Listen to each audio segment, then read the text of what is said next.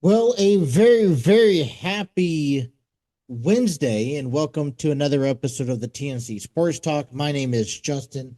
Today is December 17th of 2025, and on today's episode, we're just going to kind of catch up in the world of sports. I got a couple of baseball stories to talk about. Um, we will talk about the matchup between the Bengals and the Miami Dolphins this Sunday. Both teams are practically eliminated from the postseason. So I guess what are they fighting for, right? Tua Tagovailoa will be benched, and if we talk a lot of things about the Cincinnati Bengals side of things, and I'm fighting for redemption. I'm fighting for a strong finish off the season despite everything that's kind of unraveled that has just been aggravating to pay attention to. So there are a few things that we are interested in talking about. So we'll talk about that. I also have an article from where is this from? From CagesideSeats.com. It was an article put out by Sean Reiter earlier this today. He had a chance to sit down and interview with MVP, and MVP kind of expresses the differences between working for Tony Khan and AEW compared to working with Triple H or Paul Levesque and WWE. So we'll share a little bit of insight with that. Um, Before I start today, I want to invite you to come on to this podcast and have a sports conversation with me as we get ready for this new year. If you guys want to leave a comment and find this comment shared with you on our episodes or be a future guest on our podcast, be sure to reach out to me uh, through the TNC Sports Talk YouTube channel. That is the most direct direction that you can get in contact me with. Um, and I encourage you just to head on over there, reach out to me, and let's have a good sports chat here, um, any day of the week, so to speak. So let's go ahead and start off with MVPs. So the headline to this, and I'll post a link below so you guys can check out this article. MVP compares working for AEW and Tony Khan to working for WWE and the Notes. Montel Vartavius Porter bluntly says current boss Tony Khan is quote unquote better person than Paul Triple H Levesque. And so I'm actually interested of reading this. It's kind of a behind the scene things. We have kind of gotten different sides of or different takes of what it's like working with WWE, who has been well established for decades now, that has adapted with the times. Also, having conversations with what it's like working with this new AEW company. And I've heard mixed stories first, but I want to hear what MVP said um, about this. And it's kind of, I can't create an opinion for myself. I can create an a thought based off of what I have heard in the past. There are some positive things that I've heard. There are some negative things that I've heard, but I have not experienced it. I don't work for WWE. I don't work for AEW, but to be able to understand is directly seeing one of a former athlete that's been through both sides of the table. So you talk about guys like Sting, Chris Jericho, Dean Ambrose, Samoa Joe, um, Cody Rhodes, in retrospect, and you kind of want to hear what they have to say. So this is coming from MVP, who is now explaining here on this podcast what he thinks about the difference between AEW and Tony Khan versus WWE and Paul Levesque. He first starts off and says, Tony Khan allows more input. Tony, he has his vision that he wants, and he works with the latest talent and allows a lot more input from the talent into what creative path is gonna happen. Whereas the nose, Triple H, he is a little bit more directorial. Emphasis on, I'm not going to say the word, but it starts with a D. It's, this is what we're going to do. This is how we're going to do it. And this is what I want.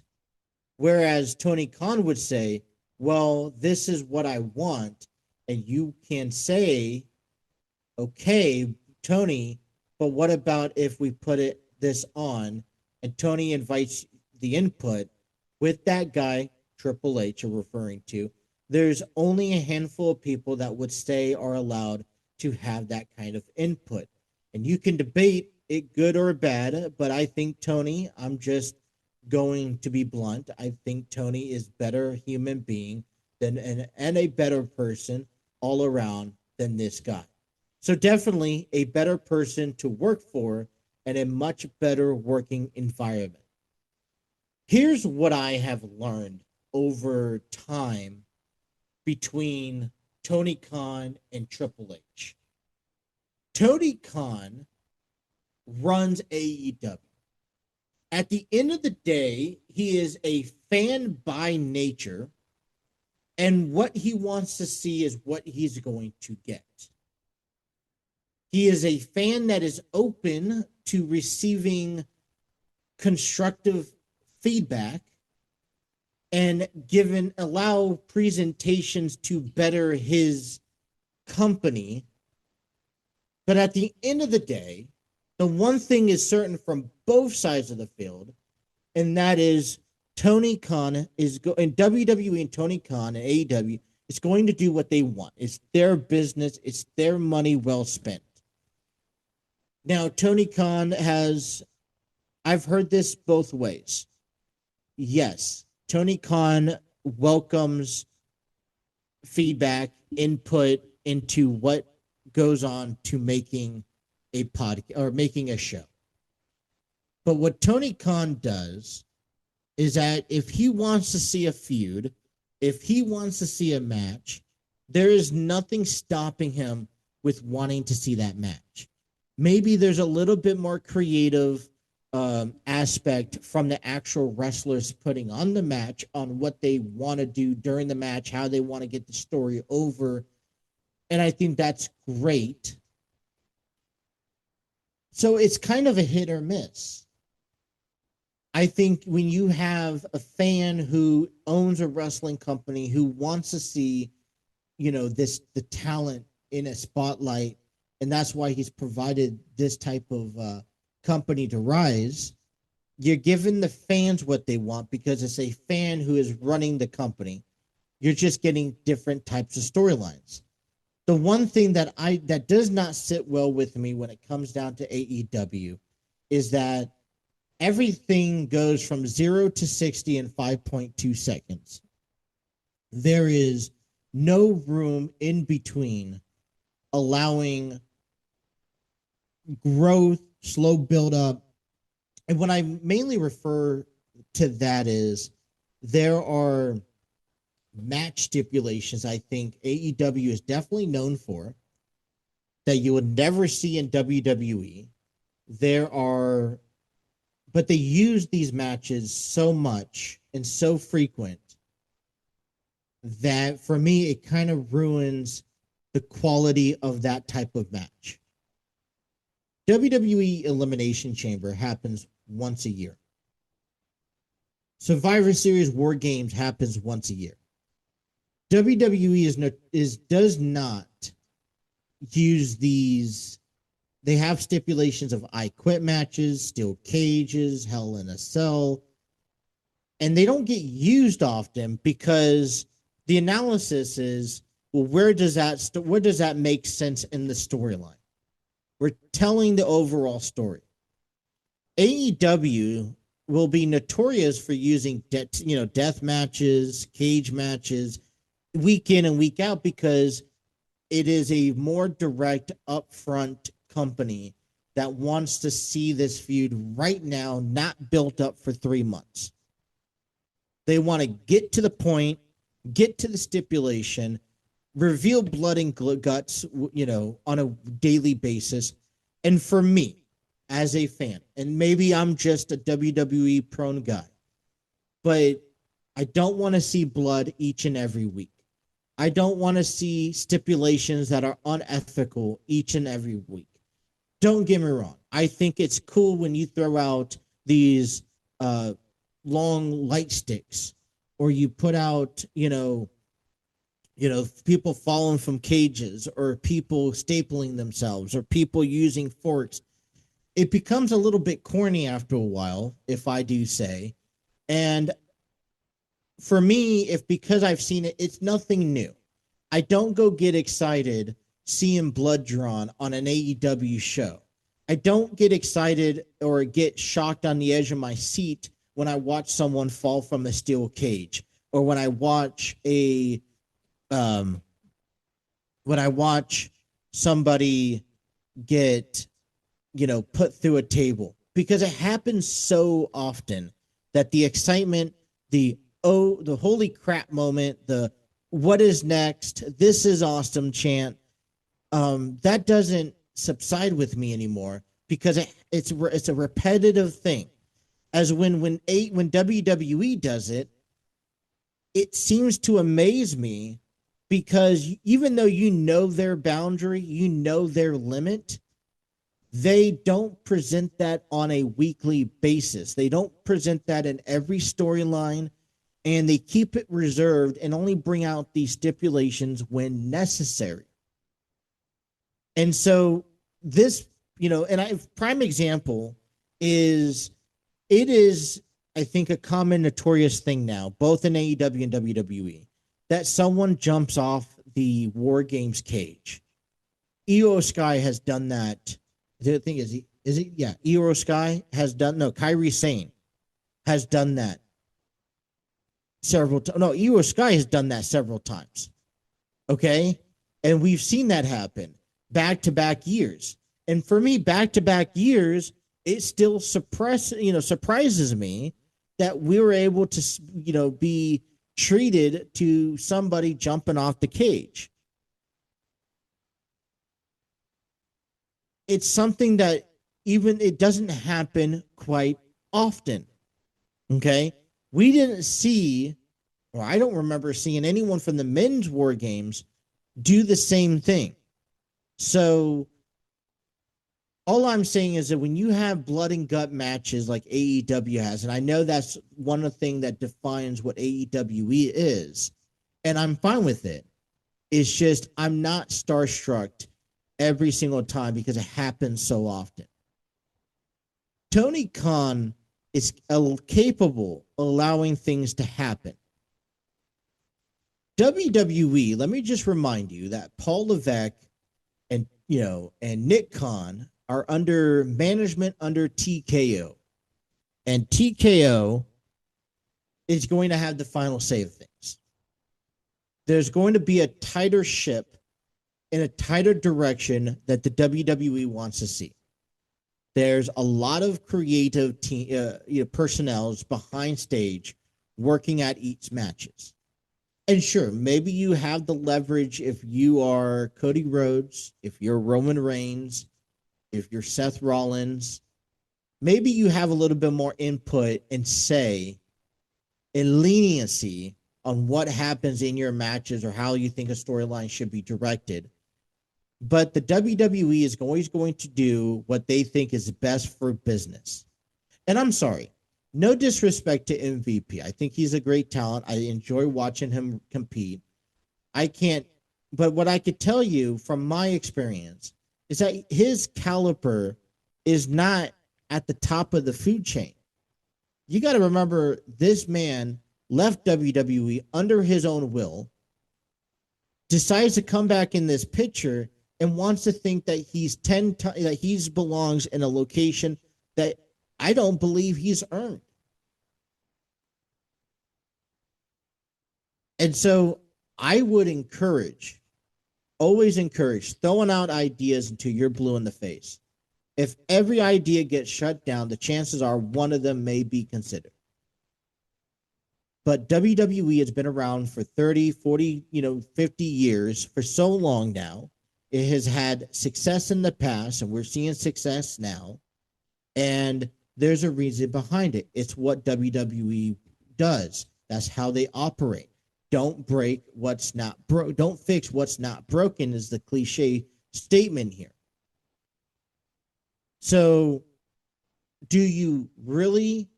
What do you do? What do you expect? Do you blame the WWE for being a little bit uptight, for saying, "Look, we want you. We really believe in this way is the best way." At the end of the day, it sucks because it is your career, and you should have a say in that freedom to be able to have some sort of say of how you want to see this feud. If you're going to be feuded up with somebody, go down. But I would put a lot of trust into WWE. It can get aggravating. I see both sides of the field. It can get aggravating if you're trying to grow and ideas after ideas after ideas that the WWE has tried has continued to fail. And you're like, well, you're not listening to me. I completely get that. But, it's another perspective. I do see it very true that Nick Khan allows a lot of input. Maybe he goes and allows things to happen. But, at the same time, he's a wrestling fan. So, I mean, there's just going to be critics, and this is an endless debate because you have the people on the left side where they are rooting pro AEW, negative WWE, and then vice versa on the other side. So it's one of those unfortunate things that you hear these stories, you understand. For some reason, I don't want to consider this a biased opinion. I still like WWE's word of things, of how things happen. But nevertheless, that was MVPs. Like I said, I will submit that link in the description below of today's podcast so you guys can read exactly what he has said. Personally, if you guys have your own thoughts and takes on it, I encourage you to reach out to me through our TNC Sports Talk YouTube channel, and that way you can I can hear what you guys have to say. Well, Cincinnati earlier this week has announced that in 2026 they will have 4 men be inducted into their Hall of Fame class.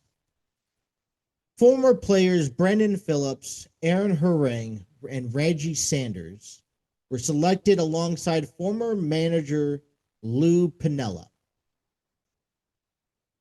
Phillips was a second baseman for the Reds from 2006 to 2016 and became one of the most popular players of all time.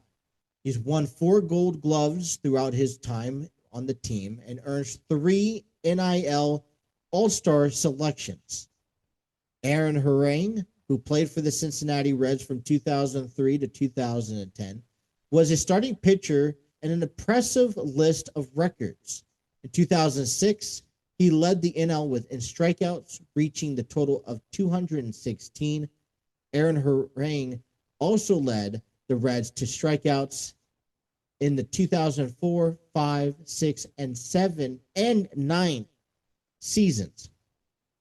Sanders was an outfielder for the team from 1991 to 1998, who earned an All-Star selection in 1995. And then Lou Piniella, or like we call him, Sweet Lou, started managing the Reds in 1990. That same season, he led the team to a World Series where they came out victorious. He went on to manage the Cincinnati Reds for 2 or more seasons after that. The Reds said Phillips and Herring received the most votes in the 8 nominees on the Modern Player ballot selected by Hall of Fame election governance committee. The ballot was included votes from fans, members, and media, and Reds alumni. Sanders and Piniella were selected by the Veterans Committee, which chooses inductees whose playing careers ended more than 15 years ago among managers and executives. So that is your class of 2026 for the Cincinnati Reds. I think that is now 96 Reds players inducted into the Hall of Fame overall.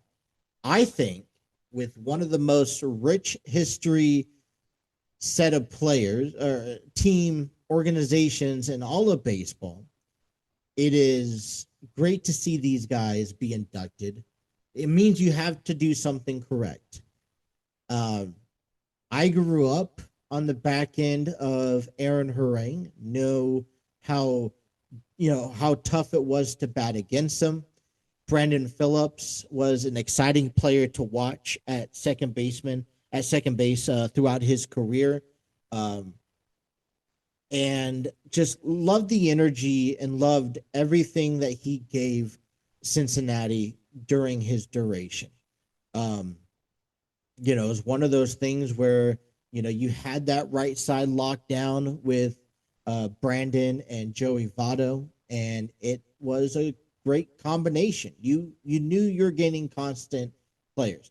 It also feels like this end of an era in professional baseball overall, because we had this was kind of like the last time where you saw a lot of players stay with one team throughout their career. Phillips did ended up moving on to some other teams in the back end. Didn't last too long, but Joey Votto was with the team for majority of his span. And, I think guys like Lou Piniella and Reggie Sanders are just classics I think we should be remembrance of. So I'm excited to see how they honor them this year. Can't wait for the Hall of Fame ceremony this summer. I think it'll be great to see Brandon back at the ballpark. Would love to watch. I would love to watch the induction of Sweet Lou. And these are time frames that has really put the Reds on the map. So obviously there are stories out there about the twin brothers in the final game. I think it was a 99-2000 season where you had the Boone brothers and the Larkin brothers all playing the infield at the same time. And I think it was Steve Larkin that hit a 3-run home run. Or those, I don't know the in-depth story, but I know that the two brothers, the four brothers, there's two sets of brothers on the team playing in the field at the same time. And one of the brothers hit a 3-run home run to left field. And then you had the other one of the Larkins, the brother Larkin, under Barry, hit a single, his first major league, hit, and that was kind of all that was said for his career. Those are fun moments to cherish, and watching Brandon Phillips and Aaron Harang and Piniella, also cherishable moments. I'll let you read the article that I found for this one. It was written by Grace Irwin, trying to give you some insights. It was posted last night on the WCPO Cincinnati website. So, kind of want to just lurk around Major League Baseball here today. Maybe we'll talk a little bit about the Bengals and Miami's in a preview heading into this weekend. But I want to make something apparent. I'm always going to remind you about this offseason, because when we look back at this offseason, it's going to be the story of, well, what I wish would have happened. And we're kind of judging based off of the reactions and what we see exposed from both the Bengals and the Reds. So let me start off with the Reds. So we know the Reds indicated heading into this offseason that they were going to be on a low budget stamina. They claimed that they didn't have a lot of money to spend on talented players. Well, during the winter meetings, we discovered that Emilio Pagan was being signed as the Reds closer, offered a 2-year, $20 million contract. If you think about that, that's about $10 million per year in concept. And yes, it does give us a closer, but a lot of people took to surprise that we would spend that much money for a closer um, when we didn't really have money to spend. There are other needs that we're looking at. Well, then the whole conversation and the battle for the Kyle Schwarber deal, which Kyle Schwarber landed in Philadelphia, $150 million on a 5-year term.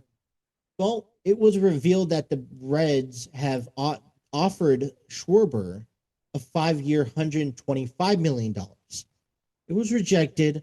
But what this indicated to our fan base and to us, it doesn't blindside anybody, is that they were willing to go over budget. Because if you break down this 5-year, $125 million, if I'm not mistaken, that's $25 million a year you'd be paying into a Kyle Schwarber. Well, that's a lot more over budget than what we expected to pay of any player at all. And you've also exposed to everyone what you are willing to go up to. So if you're another player at the top of this list, Cody Bellinger, Kyle Tucker, let's just say there's any glimmers of hope that we can offer them a contract that would be compelling enough to bring them to this organization. They know that we just got done willing to offer Kyle Schwarber $125 million. That may not be the case for some of these top guys, but they know that it should be almost a payday at $15 to even $20 million a year, which could be, roughly $100 million, just like that. We saw Pete Alonso, who is another guy on our radar this season, be signed to the Baltimore Orioles. And coming out of yesterday, second baseman Jorge Polanco has agreed to terms with the New York Mets for 2 years, $40 million. Now, if you went back to our wish list that we had, Jorge Polanco was on that list. Jorge last season was batting .265, has 64 runs batted in, or 78 runs batted in, 64 runs scored, 26 home runs off of 6 stolen bases. He's going to join an infield with the Mets that are trying to make up on a smaller budget from losing Pete Alonso and Edwin Diaz. Earlier this offseason, we've seen the Mets pick up Devin Williams, and now adding Jorge Polanco to the infield, which is already going to consist of Mark Vientos, Brett Beatty, Francisco Lindor at short, and possibly even Marco Semien in that mix of things. Now, this is one player that we could now cross off our list, as our interest apparently lies within guys like Brandon Lowe or Ketel Marte.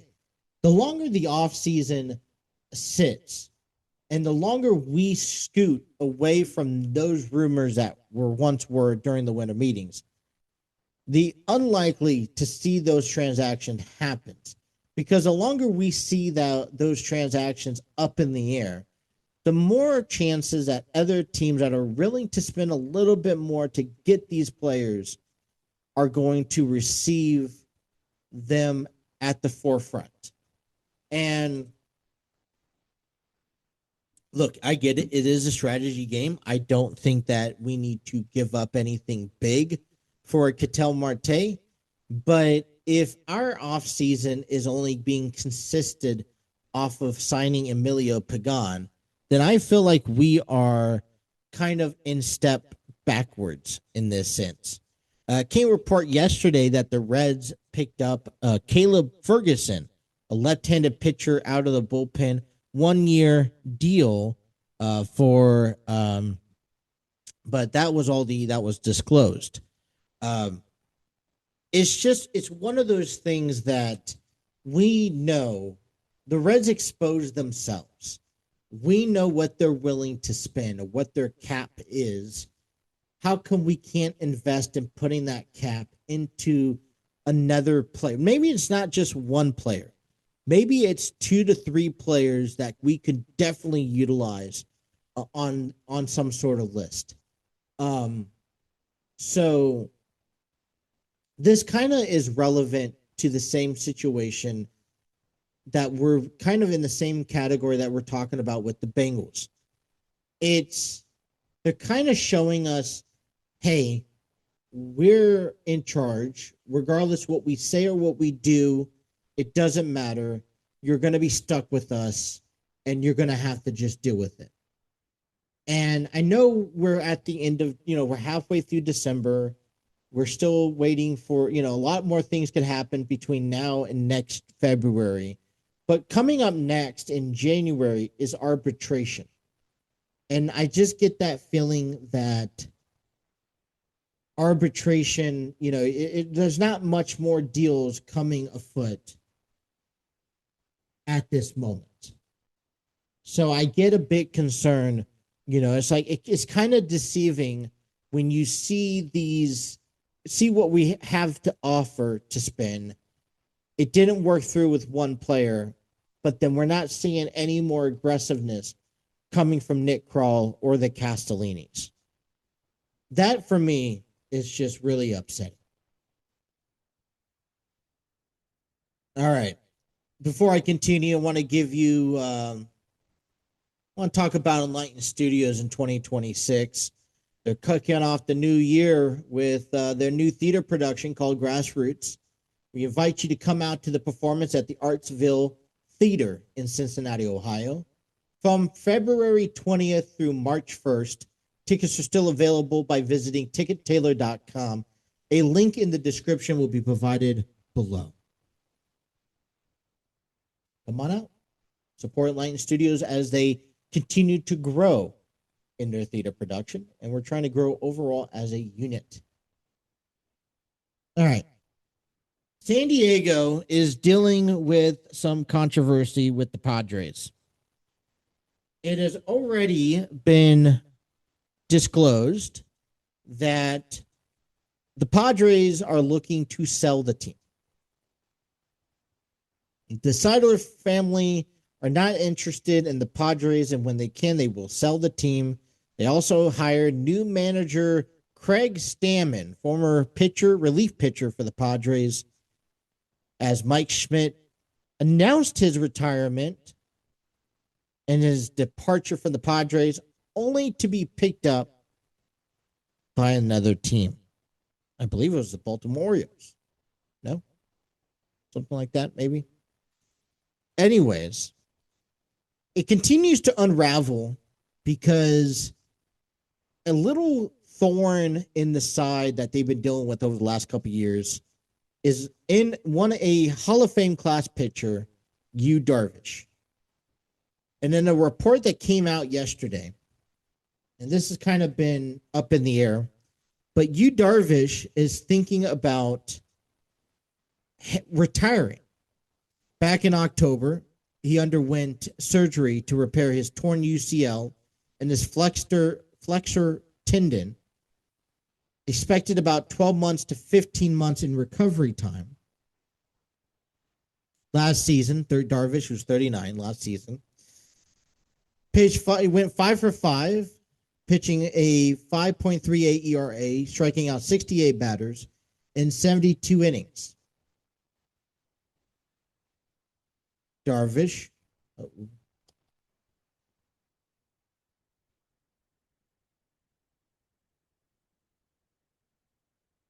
Let's get this video back on. See what happens here. All right. There we go. Sorry for the audio delay or video delay for you guys.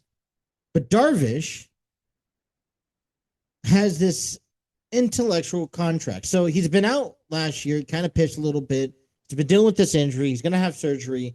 He's not focused on returning to pitch yet again. His main primary is to focus on getting healthy, which I think is great, first and foremost. But now there's an kind of a lingering rumor out there that he, at age 39, with the type of injury that he's had, we could possibly see a retirement coming from Yu Darvish. Yu Darvish still has 3 seasons left with the Padres. And if he's not being, he's going to be out for next season already. But here's the interesting note. For 2026, he's expected to get paid $16 million.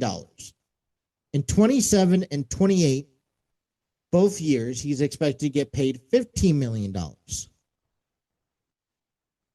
If he decides to retire, he will be forfeiting and giving up the remainder of his contract, allowing the Padres payroll to expand. So don't forget, right now the Padres are paying Yu Darvish as he recovers from his surgery.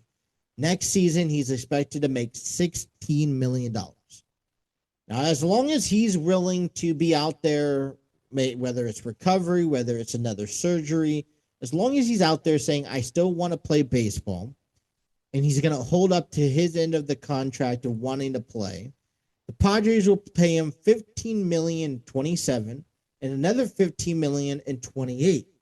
That is $46 million that the Padres are going to eat up. And there's no guarantee that he's going to be able to bounce back, not only to make a big league return, but to be able to play at the state that he was capable of playing at.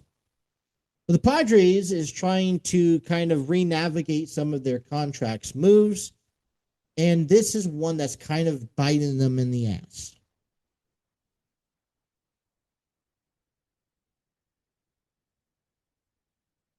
Yu Darvish has played for 13 seasons. He's 115 and 93 record, 3.65 ERA, with 2,075 strikeouts and 1,778 innings pitched. He's a 5-time All-Star. And so far, coming up here next season, the year that Darvish will not be a part of, the Padres rotation at the moment looks like this: Nick Pivetta, Joe Musgrove, Randy Vasquez, J.P. Sears, and Kyle Hart. And so, yes, a caliber like Yu Darvish is necessary for a rotation and very valued. But it doesn't do a ball club any good at the back end of a career where there is an uncertainty about his future as a pitcher. Now, we go back into this. The Padres will want nothing more than Darvish to decide if he wants to retire. I think the Padres will encourage him to retire, as it would free up $40 million in payroll. But if they are capable of getting him back in healthy, pitching the last 2 seasons of his career, then there's a possibility they're going to utilize and milk every ounce that Yu Darvish has to offer. If I'm Yu Darvish, I'd sit on $46 million, to be honest. Over the next 3 years, focus on getting healthy, not rush to get back into the Major League Baseball. But if I was also Yu Darvish, there's a little bit of integrity in wanting to salvage any image and just being able to say, hey, I was able to return to baseball, play maybe a partial of the season, go out where I feel comfortable. Hey, I was able to give you a couple innings, maybe move to a bullpen position, but this is all I have. I'm going to retire after the end of this season. But the Padres, in the meantime, are in a sticky position. Sticky. All right, we'll wrap up this this podcast with a little sneak preview heading into Week 16 as the Bengals are over in Miami at Hard Rock Stadium to take on the Miami Dolphins. And it looks like the Dolphins, who are eliminated from the postseason, are moving in the directions of salvaging their quarterback, Tua Tagovailoa, by benching him the rest of the season, especially this game, as they look to send out Quinn Ewers against the Bengals this Sunday. Look, um, everything is on the table uh, regarding to benching Tua. Followed, you know, officially, Miami officially eliminated from the playoff contention. Rookie quarterback Quinn Ewers will start against the Dolphins, against the Bengals. Um, Mike McDaniel said, "Well, I think the quarterback playlist last night was not good enough. So for me, everything is on the table." So this is where we see Tua Tagovailoa. He has another couple years. Um,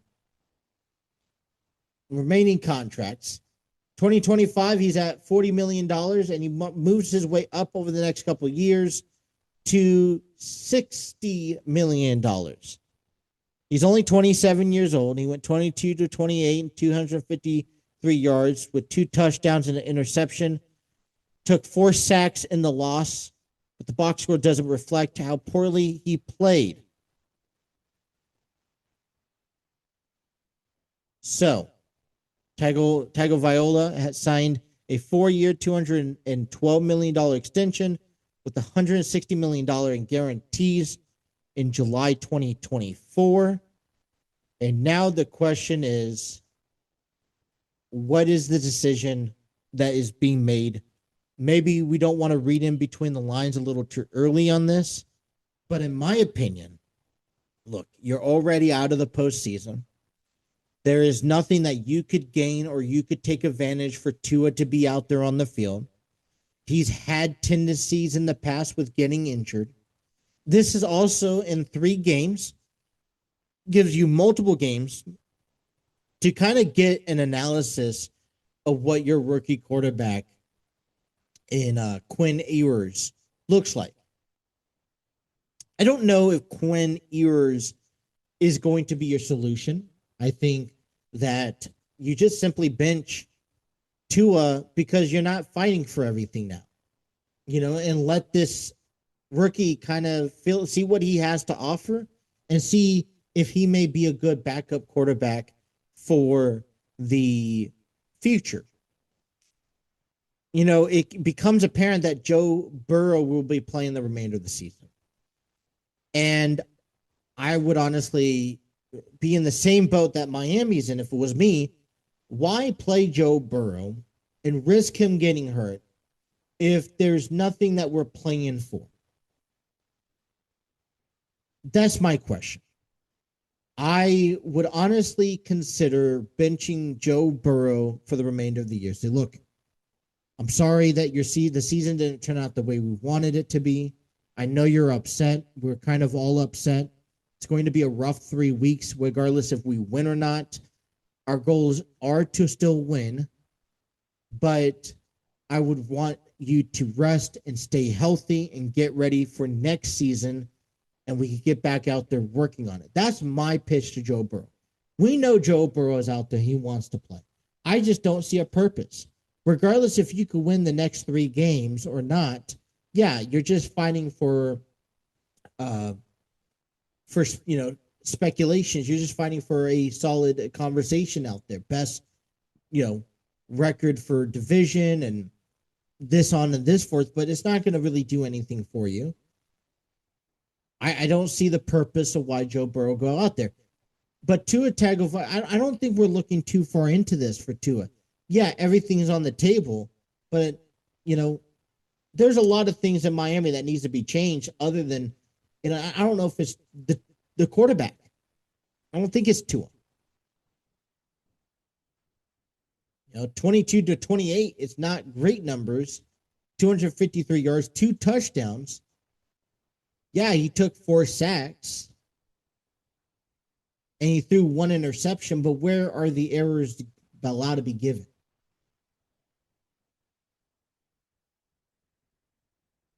In 14 games this season, Tagovailoa only completed 67%, which is average. Passes 2,660 yards with 20 touchdowns in the league, leading 15 interceptions.